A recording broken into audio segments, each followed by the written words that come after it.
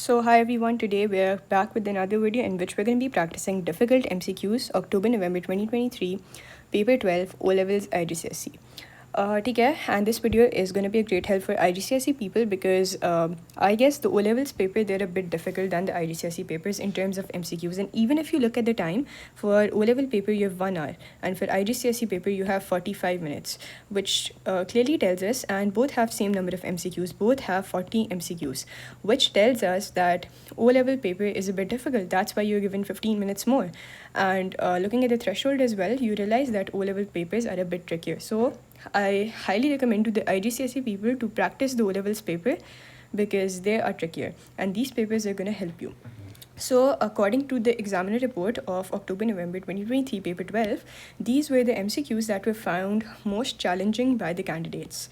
Okay? And at this point in time, if you practice difficult things, I guess that's going to be a great practice because that's going to help you foster your concepts. Okay, so these were all the MCQs and this is the paper. And let's get started by looking at the first difficult MCQ. And here we go. Question number 8, which says that one volume of a gaseous element, X2, okay. Now, what does this X2 tells us? What does this X2 tells us? This X2 tells us that this is going to be a diatomic molecule. What do you mean by diatomic? Diatomic. When we think of diatomic, we think of halogens. We think of Cl2. This 2 tells us it's diatomic. We think of F2. This fluorine, a 2 with fluorine tells us it's diatomic. This means that these elements exist as covalent molecules and basically they have a covalent bond and they exist as two atoms that are covalently bonded. For example, this is one chlorine molecule. This one's another chlorine, not a molecule, an atom. Another chlorine atom, you have one covalent bond between them and you have the remaining 1, 2, 3, 4, 5, 6 electrons. 1, 2, 3, 4, 5, 6 electrons. So this double bond in the center, not a double, a single bond, a single covalent bond that is between the two chlorine atoms tells us that it's a diatomic, it exists as diatomic molecules. ठीक है. और monoatomic similarly आपकी noble gases होती हैं क्योंकि वो exist करती हैं सिंगल एटम्स. अगर आर्गन का एटम है तो सिंगल एटम होगा, उसके साथ कोई और एटम कोवेलेंटली बॉन्डेड नहीं होएगा. हीलियम होएगा तो वो सिंगल एटम एग्जिस्ट करेगा because they are the noble gases. Okay, moving on. X2 combines with an equal volume of gaseous hydrogen. Okay, so now what you can think of this X2 is as chlorine or fluorine or something that's diatomic that's combining with an equal volume of hydrogen to form two volumes of gaseous hydride. Okay, that's interesting. What is the formula of the hydride X? Okay, now one thing you need to consider. Achha. Now, for example, if I combine this thing, element X2 is diatomic. Think of it as chlorine. ठीक है, अभी आप chlorine समझें because that's easier example. आप सोचें कि ये chlorine है और ये जो X2 है ना, that's diatomic. What we're talking about is a chlorine or fluorine atom. ठीक है, और equal volume हमें बताता है कि same amount होगी दोनों की. equal volume of gaseous hydrogen मतलब chlorine की भी equal amount होगी और hydrogen की भी equal amount होगी. तो मतलब देखें, ये आपका एक chlorine atom आ गया और साथ हमने कंबाइन कर दिया equal volume of hydrogen atom. अभी मैं आपकी और क्वेरीज़ को भी आंसर करूँगी, जैसे कुछ बच्चों के शायद दिमाग में आ रहा हो कि ये ऑक्सीजन क्यों नहीं हो सकता. I am gonna answer it, just wait. और ये आपका हो गया हाइड्रोजन. ठीक है, and over here you have a single covalent bond and so we have 1, 2, 3, 4 and we're done. ठीक है, अब ये हमारा हो गया HCl, हमारा एक गैसियस हाइड्राइड बन गई HCl. ठीक है, आपको पता होना चाहिए HCl एक गैस होती है. ठीक है, मेनी पीपल थिंक HCl तो एक लिक्विड होता है, एक एसिड होता है. बेटा हर वो जो होती है ना HI, HCl, HF, hydrogen fluoride, ये सारी गैसेज होती हैं और ये एसिड तब बनती हैं जब ये वाटर में डिज़ोल्व होती हैं. क्योंकि एक एसिड का वर्क होता है, मतलब एक काम होता है कि वो H+ आयन डोनेट करे इन एक्वस सोल्यूशंस. और अभी ये गैसियस फॉर्म में है तो it can not donate an H+ ion क्योंकि अभी ये गैस है. जब ये वाटर में डिज़ोल्व होगी तो इसके H+ आयन्स डिसोसिएट हो जाएंगे and that's when it's gonna become an acid. तो HCl exists as hydrogen chloride which is a gas. ठीक है, remember this. अच्छा, अब why cannot we use oxygen? Why cannot we think of it as oxygen? अगर आप oxygen भी तो होती है O2, वो भी तो डायटोमिक है, तो ये H2O भी तो हो सकता है. Just think about it. H2O का फॉर्मूला क्या है, H2O। अब मुझे एक बात बताएं, क्या इसमें ऑक्सीजन, थिंक अबाउट इट, क्या इसमें ऑक्सीजन और हाइड्रोजन इक्वल वॉल्यूम्स में है? नहीं, absolutely not. Hydrogen is 2 volumes, oxygen is 1 volume. Don't you think that's unfair? Because देखें H2O है ना, तो हाइड्रोजन के 2 वॉल्यूम्स, ऑक्सीजन का 1 volume. And what the question set the X2 thing, whatever that X2 is, combines with an equal volume of gaseous hydrogen. मतलब gaseous hydrogen का volume और हमारे X2 का वॉल्यूम शुड बी इक्वल। जबकि अगर आप HCl में देखें या HF में देखें या HI में देखें, ठीक है, हाइड्रोजन आयोडाइड, तो इसमें इक्वल वॉल्यूम्स हैं, इसका भी 1 वॉल्यूम है, इसका भी 1 वॉल्यूम है, ठीक है, बट इधर अनइक्वल वॉल्यूम्स हैं, तो दैट्स वाई ये H2O नहीं हो सकता। अगर ये H2 होता तो फिर हमारा वॉल्यूम अनबैलेंस हो जाता, ठीक है। सो दैट्स हमने उसको कंसिडर कर लिया, कुछ भी हो सकता है, X2 ज़रूरी नहीं है क्लोरीन हो। That's just to make it simple for you guys, to make you guys understand कि what do they mean by equal volumes, what does the examiner wants to tell you when he means equal volume. He means कि एक single covalent bond बनेगा और सिर्फ equal amount इसकी होगी, equal amount इसकी होगी, ठीक है। तो इसके अकॉर्डिंग अगर हम HCl को कंसिडर कर लिया, फॉर एग्जाम्पल हमने X को कंसिडर कर लिया एज Cl, तो हमारा क्या बन रहा है HCl, मतलब हमारा इधर क्या बनना चाहिए, इधर हमारा बनना चाहिए H और X, ठीक है। सो इट्स गोना बी अनडाउटेडली और ऑप्शन बी। अब द प्रॉब्लम इज़, अगर हमारा वाटर होता तो फिर हमारा ये बनता, ये देखें, ये वाटर में बनता H2X। अगर वो हमें ये कह देते ना that the hydrogen is double the volume of X, तो फिर हम ये बनाते, और ये तो वैसे ही पॉसिबल नहीं है, ये दोनों एक दूसरे से कट जाएंगे, सो इट्स गोना बिकम HX, तो ये तो रिटन ही इनकरेक्ट वे में। और HX2 तब बनता, HX2 नहीं बन सकता बेटा, HX2 पॉसिबल ही नहीं है, पता है क्यों? अब आप देखें कि ये आपका हाइड्रोजन है, हाइड्रोजन को अपना वैलेंस शेल, हाइड्रोजन के पास एक इलेक्ट्रॉन है, उसको कितना चाहिए अपना वैलेंस शेल पूरा करने के लिए? एक और चाहिए ना हाइड्रोजन को। तो क्या हाइड्रोजन कभी 2 कोवेलेंट बॉन्ड्स बनाएगा? HX2 का मतलब पता है क्या है कि हाइड्रोजन के एक साइड पे X है, ये X है, और इस साइड पे भी X लगा हुआ है, 2 कोवेलेंट बॉन्ड्स। बेटा हाइड्रोजन के आखिरी शेल में 4 नहीं हो सकते ना, 2 ही बनाने, तो ये तो वैसे ही इम्पॉसिबल है, ये भी इम्पॉसिबल है, और ये तब पॉसिबल होता है जब हमारे पास ऑक्सीजन होता है। तो I hope this MCQ is crystal clear to you guys. If there are any queries or confusions, feel free to ask in the comments. Moving on, okay, another interesting question that was, that was not done correct by majority of the candidates. The question shows the production of iron by reduction of iron 3 oxide, ठीक है, simple reduction, और ये reduction क्यों है समझें। I believe it's very important to understand things rather than learning them, ठीक है। आप तभी प्रॉपर्ली लर्न कर सकते हो जब आप अंडरस्टैंड करो। रिडक्शन क्यों हो रही है? इधर आयरन का ऑक्सीडेशन स्टेट है 3+। क्यों 3+ है? क्योंकि जो ऑक्सीजन के साथ 3 लगे ना, ये इसका ऑक्सीडेशन स्टेट है 3+, और ऑक्सीजन का 2 नेगेटिव, ये 2 यहाँ से ऊपर आया, ये 3 यहाँ से ऊपर गया। अच्छा, यहाँ तक तो हमने लिख लिया। अब आयरन का ऑक्सीडेशन स्टेट है 0। क्यों? वी जस्ट लर्न कि अगर कोई एलिमेंट अपने फ्री स्टेट में हो, फ्री स्टेट का मतलब है अलोन हो, उसके साथ कोई और ना हो, तो उसका ऑक्सीडेशन स्टेट होता है 0। अब +3 से 0 पे जाना, what do you think that is? That is reduction, ठीक है। +3 से 0 पे जाना, रिड्यूस इन ऑक्सीडेशन नंबर। आपके पहले मार्क्स आ रहे थे टेस्ट में 10 में से 3, फिर आप और आपकी कैपेबिलिटीज़ रिड्यूस हो गई, आपने पढ़ना बिल्कुल छोड़ दिया, तो अब आपके मार्क्स आ रहे हैं 10 में से 0।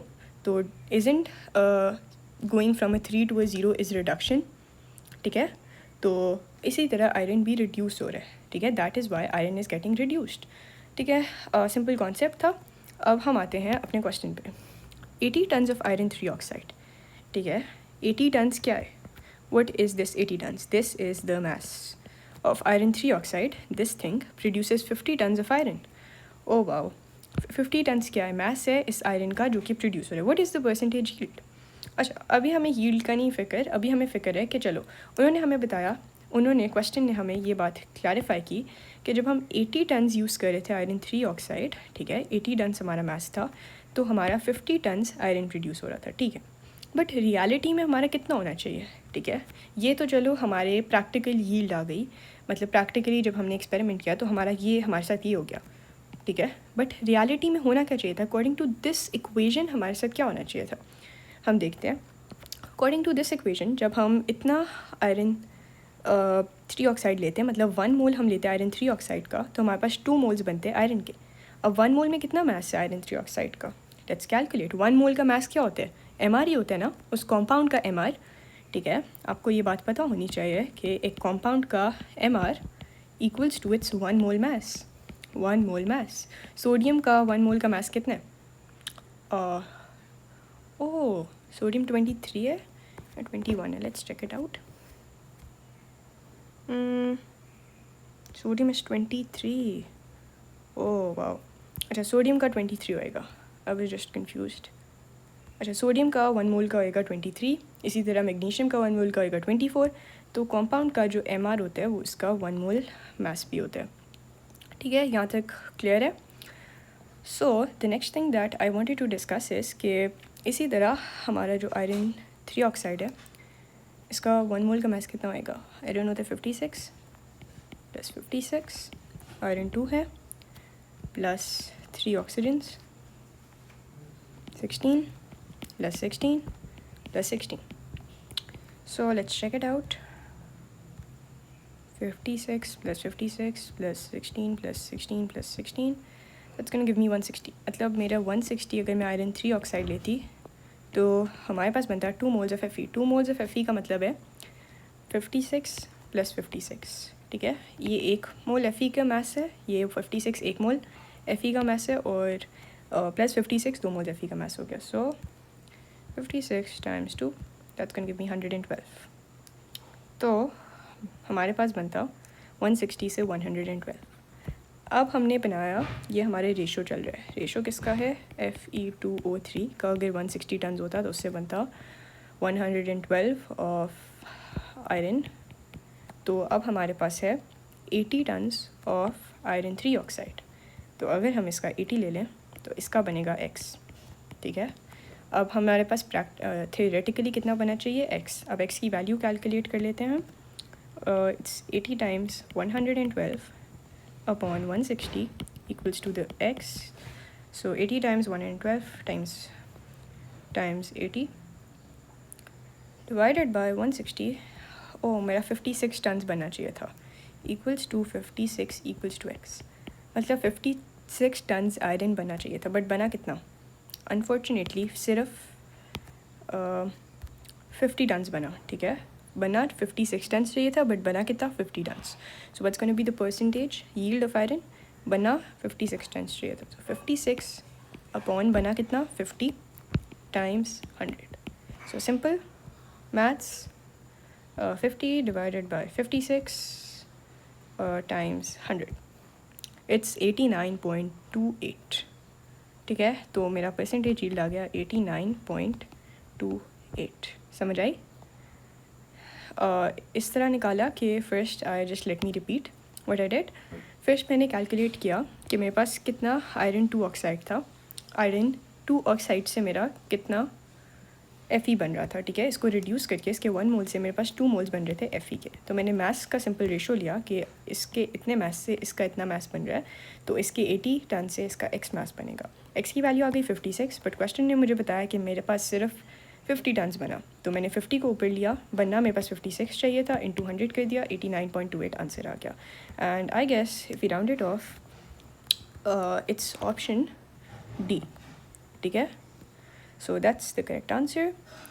Let's see what mistake was made by the candidates in this question.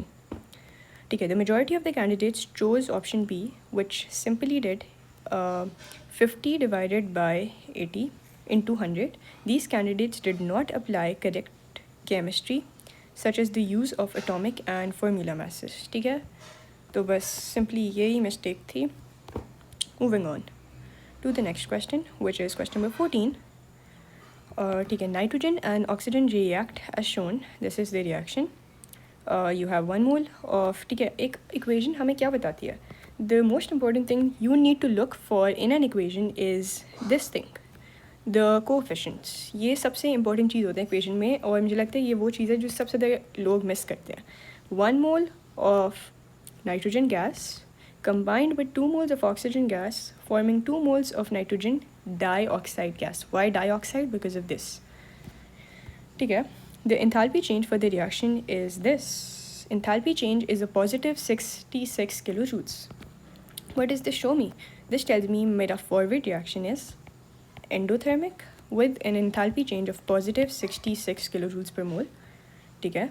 What is going to be my backward reaction? By the way, it's going to be exo with an enthalpy change of negative 66. Okay. If the enthalpy change for the reaction shown is this, if 2 moles of nitrogen and 2 moles of oxygen are used, what will be the enthalpy change? I love this question. This is such a nice question.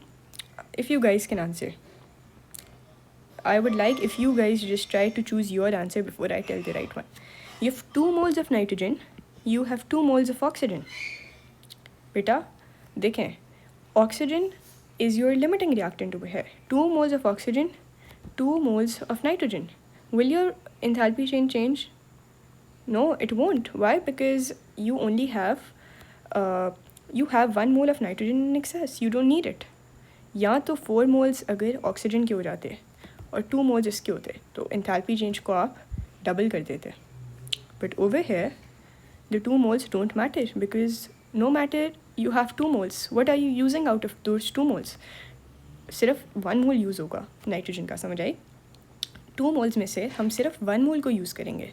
क्यों? क्योंकि हमारे पास oxygen के सिर्फ 2 moles हैं और उसके 2 moles के साथ नाइट्रोजन का सिर्फ 1 मोल रिएक्ट करेगा. नाइट्रोजन के 2 मोल्स नहीं रिएक्ट कर सकते ऑक्सीजन के 2 मोल्स के साथ, सिर्फ 1 मोल रिएक्ट करेगा. समझ आई? सो द आंसर इज़ कि एंथैल्पी चेंज को कोई फ़र्क ही नहीं पड़ेगा क्योंकि moles no matter whatever happened 2 moles आ गए नाइट्रोजन के, ठीक है, दैट्स गुड कि हमारे पास 2 मोल्स हैं. बट ऑक्सीजन के भी तो 2 मोल्स ही हैं ना. ऑक्सीजन के 2 मोल्स के साथ नाइट्रोजन का नो मैटर हमारे पास 2 आ गए पर रिएक्ट तो सिर्फ 1 ही कर रहे हैं ना. इक्वेशन के अकॉर्डिंग अगर ठीक है आप इक्वेशन देख रहे हैं ना, इक्वेशन के अकॉर्डिंग ऑक्सीजन के 2 के साथ नाइट्रोजन का 1 रिएक्ट कर रहे हैं, नाइट्रोजन के 2 नहीं रिएक्ट कर रहे. समझ आई? तो 1 मोल नाइट्रोजन का एक्सेस में है, उसकी हमें ज़रूरत भी नहीं है. अगर वो 1 मोल नहीं भी होता ना, ये 2 मोल्स की जगह 1 मोल भी होता ना, तब भी एंथैल्पी चेंज 66 ही रहता. So the answer is gonna be undoubtedly option number C. Change ही नहीं होगा एंथैल्पी चेंज क्योंकि वही सब कुछ हो रहा है बस 1 मोल एक्सेस में. Moving on. Physical changes and chemical changes can occur in substances. Which process describes a chemical change? ठीक है, chemical change क्या होते हैं? First, let's identify what's chemical changes.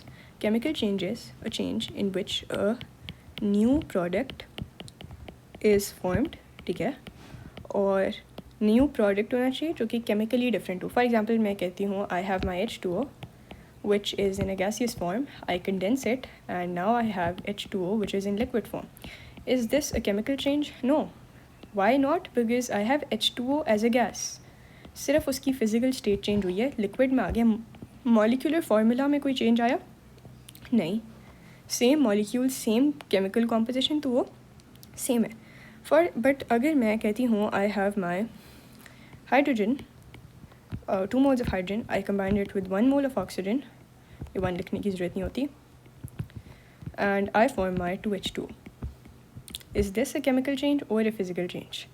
This is a chemical change because मेरे पास hydrogen था, मेरे पास oxygen था, chemically different थे दोनों, and they formed a new thing that was chemically different. So that's a total chemical change and this one's a physical change. ठीक है, और chemical changes usually irreversible होते हैं. ठीक है, irreversible होते हैं usually. Let's see the option. Which process describes a chemical change? Covalent bonds in methane molecules are broken. Covalent bonds in methane molecules are broken. Okay, that's interesting. Let's move on. Intermolecular attractions between water molecules are broken. ये क्या हो रहा है? Between water molecules are broken. Intermolecular forces of attraction broken हो रही हैं या form हो रही हैं. ये reverse हो गया. Intermolecular, देखें liquid में the intermolecular forces of attraction are strong. वो break हो गई तो वो gas में convert हो गया. So definitely not B. ये तो physical change है. Okay, C option पे आ जाएं. Ionic bonds in a solution in sodium chloride lattice are broken. So this is also a physical change.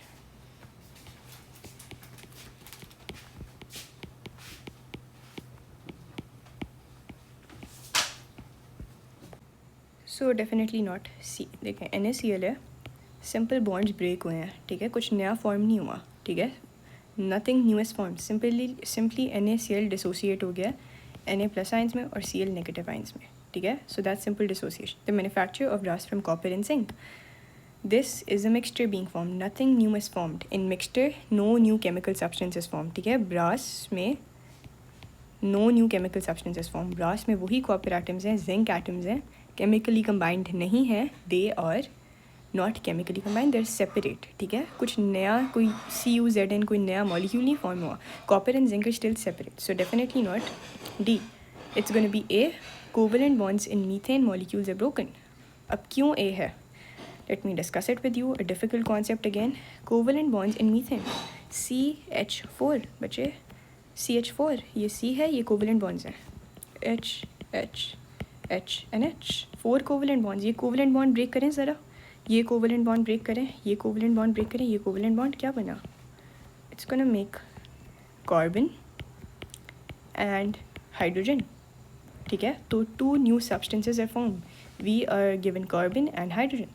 So that means that this one's a chemical change. I personally believe that chemical and physical changes people find the most difficult to differentiate. But always think of that either something new is being formed or not.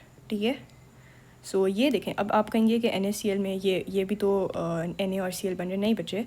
That is dissociation of ions. ठीक है. आप simply NaCl को water में डालें ना तो वो dissociate होकर NaCl बना देगा.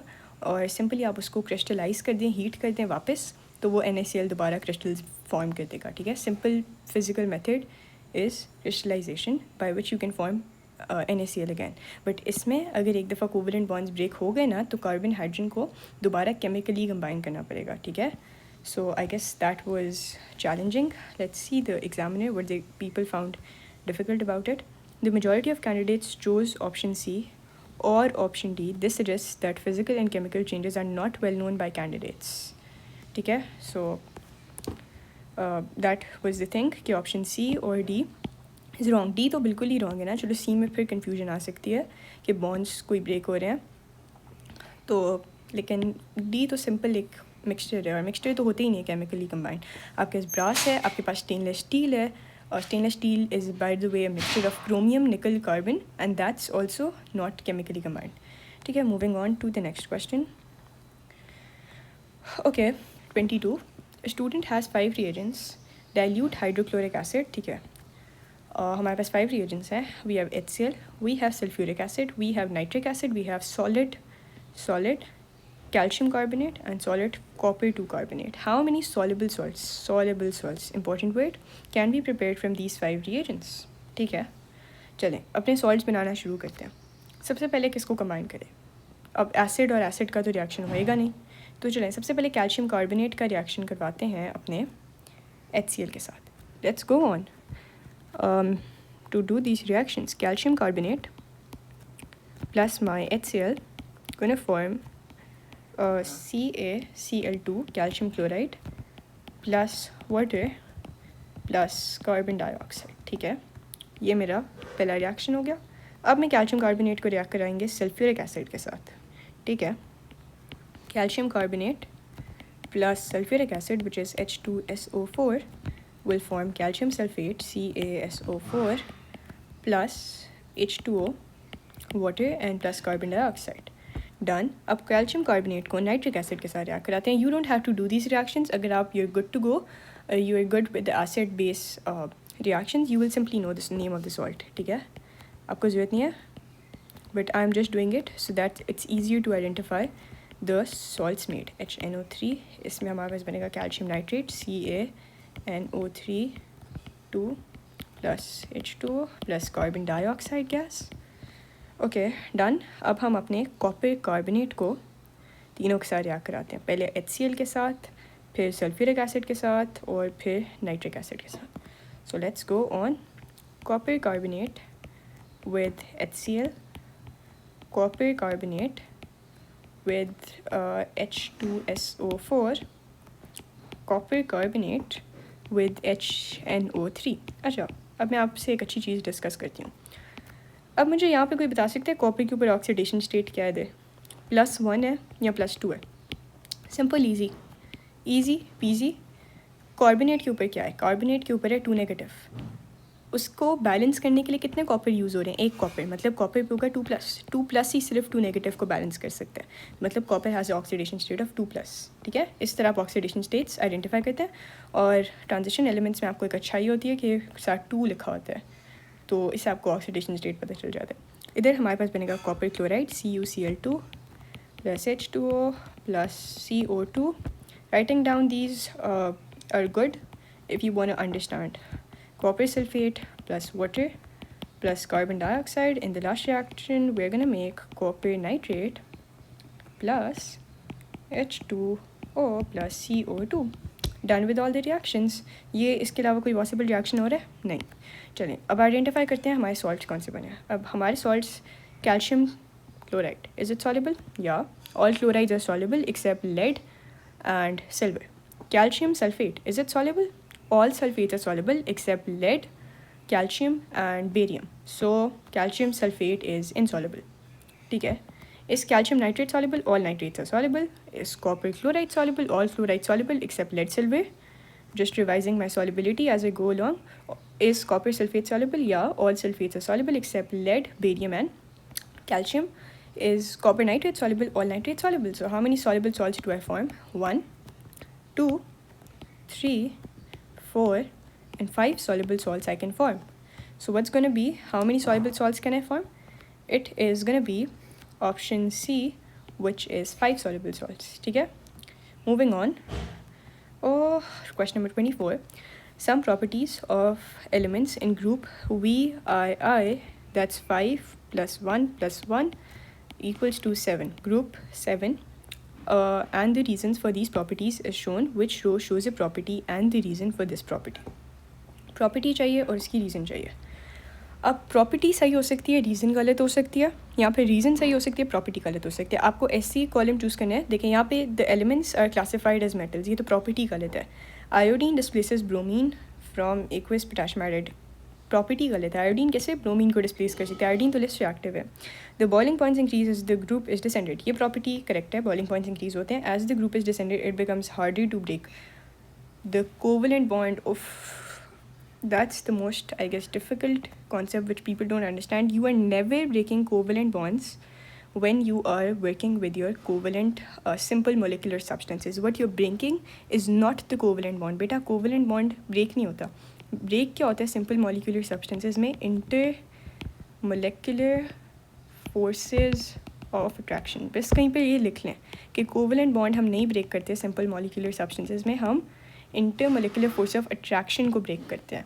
डायमंड में हम कोवेलेंट बॉन्ड को ब्रेक करते हैं, ग्रेफाइट में हम कोवेलेंट बॉन्ड को ब्रेक करते हैं, सिलिकॉन डाइऑक्साइड में हम कोवेलेंट बॉन्ड को ब्रेक करते हैं। बट सिंपल मॉलिक्यूलर सब्सटेंसेस यानी ग्रुप 7, ऑक्सीजन, ये सारे सिंपल मॉलिक्यूलर सब्सटेंसेस हैं, इसमें हम कोवेलेंट बॉन्ड को नहीं ब्रेक करते। तो ये दो तो वैसी इनकरेक्ट थी, इसकी ये चीज़ करेक्ट थी बट ये रीज़न इनकरेक्ट थी। अब ए पे आ जाएँ। All the elements exist as diatomic molecules, correct. And the reason भी देख लेते हैं। each atom has 7 electrons in the outer shell and can share a pair. That's 100% correct। 7 electrons होते हैं।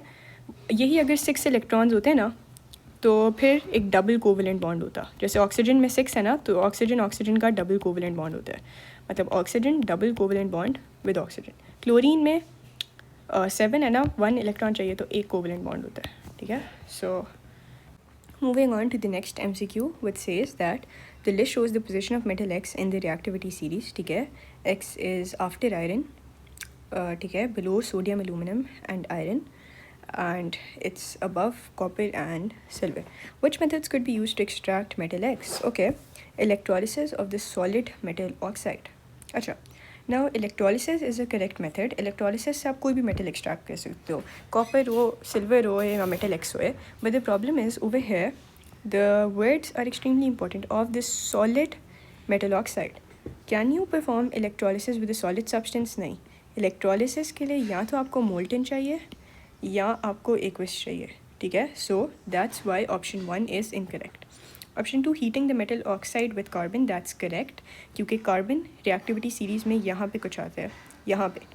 सो हम आयरन को भी कार्बन के साथ रिड्यूस कर सकते हैं और एक्स को भी ऑब्वियसली, क्योंकि वो उससे नीचे कर सकते हैं। Heating the metal oxide with copper, that's incorrect, copper X के बाद है, दैट मीन्स कि कॉपर उसको डिस्प्लेस नहीं कर सकता। So it's gonna be option C And I guess the problem that most people faced in this question was they thought about कि electrolysis हो सकता है, electrolysis हो सकता है undoubtedly, but यहाँ पे examiner ने आपको trick किया और लिखा solid metal oxide, और solid में तो electrolysis हो ही नहीं सकता. So that was the problem in this question. Moving on to this question, which says which statement about organic compounds is correct. Each word is very important. Each molecule of propane 1-ol has one OH group. ठीक है, that's correct. Propane 1-ol में one OH group होगा. And each molecule of propane 2-ol has two OH groups. अब ये आपको confuse करने के लिए लिखा है. Propane 2-ol का मतलब ये नहीं होता two OH groups. Propane 1-ol का मतलब होता है 1, 2 and 3 कार्बन्स और पहले कार्बन पे OH ग्रुप. ठीक है, और propane 2-ol का मतलब होता है 3 कार्बन्स और दूसरे कार्बन पे OH ग्रुप. ठीक है, ये प्रोपेन 1-ol और 2-ol की वो है विजुअल रिप्रेजेंटेशन. इसका प्रोपेन 2-ol का हरगिज़ ये मतलब नहीं है that you have to OH groups. That's incorrect. You just have one OH group but on this second carbon. ठीक है, octane and decane are in the homologous series with the general formula CnH2n. That's incorrect. Decane that's alkane. ये तो alkene का general formula CnH2n. इनका general formula होना चाहिए CnH2n + 2. ठीक है. The ester butyl butanoate has 8 carbon atoms in each molecule. That's correct. देखिए, butyl butanoate को let's draw to figure out. Butyl सबसे पहले let's draw butyl. No, first butanoate. First we have to draw what are going to be the first identify the acid and the alcohol. ठीक है, butyl butanoate. This tells me that my alcohol is going to be butanol and my acid is going to be butanoic acid. ठीक है, अब मैंने अपने monomers कह लें, monomers तो नहीं कहेंगे, एस्टर है, अपने रिपीट यूनिट्स जो भी चीज़ मैंने जिससे बनना है वो आइडेंटिफाई कर ली. Let's to draw butanoic acid. 1 2 3 4. यहाँ पे डबल बॉन्ड, यहाँ पे O, यहाँ पे 1 2 3 4. यहाँ पे H H H H H H H H, यहाँ पे भी H H H H and H. कितने कार्बन्स आ गए मेरे? 1 carbon, 2 carbon, 3 carbon, 4 carbon, 5 carbon, 6 carbon, 7 carbon and 8 carbon. So yeah, in one molecule I have 8 number of carbon atoms. Option D is correct. Moving on to option C is correct. Sorry. Moving on to option D, the structure of the functional group of carboxylic acid is this. What do you guys think about this structure? This is incorrect. There should be a double bond with O. Carbon, double bond O, OH. ये हमारा functional group है. ये single bond के साथ नहीं है. So that's incorrect. ठीक है. Moving on to question number 36, which says two statements are shown.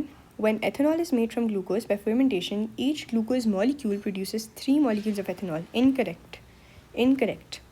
Why incorrect? Let's write down the equation for fermentation. C6H12 C6H12O6 forms 2 moles of ethanol, which is C2H5OH, plus 2 moles of carbon dioxide. So ये तो incorrect है कि when ethanol is made from glucose by fermentation, each glucose molecule produces 3 molecules of ethanol. No, 2 moles, 2 molecules. When ethanoic acid is made from ethanol, ethanol acts as an oxidizing agent. नहीं, oxidizing agent तो नहीं होता ethanol. देखिए, ethanol आपने लिया C2H5OH, इसमें आपने oxidizing agent डाल दिया KMNO4. तो oxidizing agent तो KMNO4 हुआ ना, ये तो reducing agent हुआ. ठीक है. So both statements 100% incorrect. Which row about these statements is correct? Statement 1 is incorrect. Statement 2 is incorrect. So option D. Moving on. Polymer X is an addition polymer. The monomer used to make is but1ene. But1ene का structure क्या होता है? Let's identify. 1 2 3 4. ठीक है, butene है तो 4 carbon atom. but1ene का मतलब है पहले कार्बन आटम पे डबल बॉन्ड. ठीक है, 1ene का मतलब है पहले कार्बन पे डबल बॉन्ड. but2ene क्या होता है? Let's see this. but2ene का मतलब है 1 2 3 and 4 और दूसरे कार्बन पे डबल बॉन्ड. ठीक है, ये हमारा but1ene है, ये हमारा but2ene है. ठीक है, let's read. Which statement about X and Y are correct? अच्छा, polymer X is a condensation polymer. नहीं, polymer Y is a condensation polymer. The monomers used to make Y are this. And this. अच्छा, let's see, let's break down the things. और जो X है वो addition polymer है और उसका monomer है ब्यूट 1E. अब ये कंडेंसेशन पॉलीमर है. इसके इस साइड पे OH ग्रुप है, इस साइड पे OH ग्रुप है, ठीक है. और इधर एक ये वाला कौन सा फंक्शनल ग्रुप होता है, COOH, that's a acid functional group. और इस साइड पे भी एसिड फंक्शनल ग्रुप है. मतलब ये हमारा हो गया dicarboxylic. Why dicarboxylic, दो एसिड फंक्शनल ग्रुप्स है ना. डाई का मतलब दो कार्बोक्सिलिक फंक्शनल ग्रुप्स. और ये हमारा हो गया डाईओल, ठीक है. डाई कार्बोक्सिलिक और डाईओल क्या बनाते थे, याद है? Polyester. Diol and dicarboxylic make polyester. Diamine and dicarboxylic make polyamine. So that's gonna be a polyester, ठीक है. पोली एस्टर. वाई तो पोली एस्टर है. अब आ जाते हैं अपने ब्यूट 1इन के मोनोमर पे.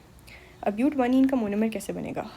ब्यूट 1इन है तो carbon carbon carbon and carbon double bond H H H H not over here H H H H H, ठीक है. ब्यूट 1इन आ गया. अब हमने इसको इसकी स्टैंडर्ड फॉर्म में लाना है इसको पोलीमराइज़ करने के लिए. तो ये जो पूरा यहाँ पे चीज़ लिखी हुई है ना, इस सब को हम यहाँ पे अटैच कर देंगे इस कार्बन के नीचे. तो that is C2NH 1 2 3 4 5. Let me draw the H's 1. देखें ये सारी कितने H हो गए, ये C2 हो गया और H5 हो गए. ये सारे आ जाएंगे इधर बिकॉज हमने इसको इसकी स्टैंडर्ड फॉर्म में लाना है. तो हम क्या करेंगे, हम यहाँ पे इस कार्बन डबल बॉन्ड कार्बन लिखेंगे और यहाँ पे H आ जाएगा. H आ गया, ठीक है. ये दो H's को मैंने ऐसे लिख दिया और यहाँ पे आ गया H, ये ऊपर वाला H. और ये जो पूरी चेन है ना, इसको मैं यहाँ पे नीचे ले आई, C2H5. ये मेरा बन गया 1 रिपीट यूनिट. अब सिंपल बस यही रिपीट यूनिट बार बार रिपीट होगा, ठीक है. सो इधर जॉब थी आपकी 1 रिपीट यूनिट को आइडेंटिफाई करना. सो लेट्स सी, पोलिएस्टर, और ये तो गलत है, ये CH2 CH C2H5, ठीक है. सो that's gonna be my repeat unit. ये CH2, ये देखें ये CH2 आ गया, ये CH आ गया, CH, और क्योंकि उसी कार्बन पे C2H5 भी है तो ब्रैकेट में C2H5, ठीक है. So that's the repeat unit which is exactly same. तो इधर रह जाएगा ऑप्शन डी करेक्ट ऑप्शन, ठीक है. 38. Which statement is correct? A filtrate is a substance that remains on the filter paper after filtration. नहीं, वो उसको हम residue बोलते हैं. A residue is a substance that remains on filter paper. A saturated solution has the maximum amount of solvent dissolved in a solute. A saturated solution has the maximum amount of solvent dissolved in a solute. Dissolved in a solute? अच्छा, मुझे तो पता ही नहीं था कि जो solvent होता है वो डिज़ोल्व होता है सल्यूट में. नहीं, जो सल्यूट होता है वो डिज़ोल्व होता है सॉल्वेंट में. ये सल्यूट सॉल्वेंट पे अक्सर एग्जामिनर कन्फ्यूज़ करता है. रिमेंबर, देखें, सॉल्वेंट होएगा आपका वाटर, सॉल्वेंट होगा आपका वाटर, और सल्यूट होगा आपका फॉर इंस्टेंस सॉल्ट. तो क्या आपका वाटर डिज़ोल्व होएगा सॉल्ट में? नहीं, सॉल्ट डिज़ोल्व होएगा वाटर में. अच्छा, solution is a compound produced when a solute reacts with a solvent. नहीं, गलत वर्डिंग है. रिएक्शन तो होता ही नहीं है कोई. अ substance that remains in the heated flask after distillation is called residue. That's correct.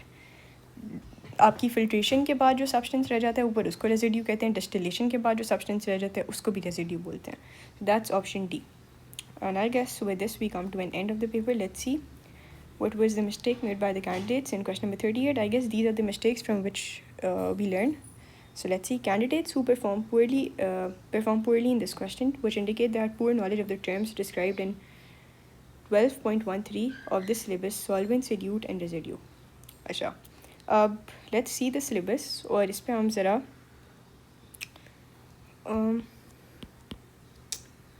इस पे I wanna tell you guys one thing कि distillation के बाद भी Revel's chemistry, और distillation के बाद भी the substance that remains is your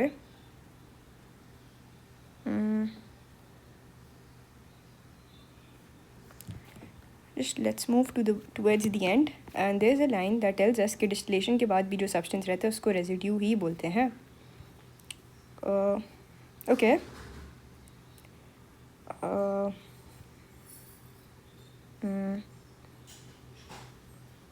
अच्छा, ये देखें, ई को पढ़ें यहाँ पे. Just read this part. What does he say? Residue as a substance that remains after evaporation, distillation और फिल्ट्रेशन, ठीक है. तो सबको रेजिड्यू बोलते हैं. Some people think that only after filtration the substance that's left is the residue. No, after evaporation, after distillation, after filtration, or any similar process. Okay, so that was it for this video. I hope you liked it, and thanks for watching, and bye bye. That's it for today.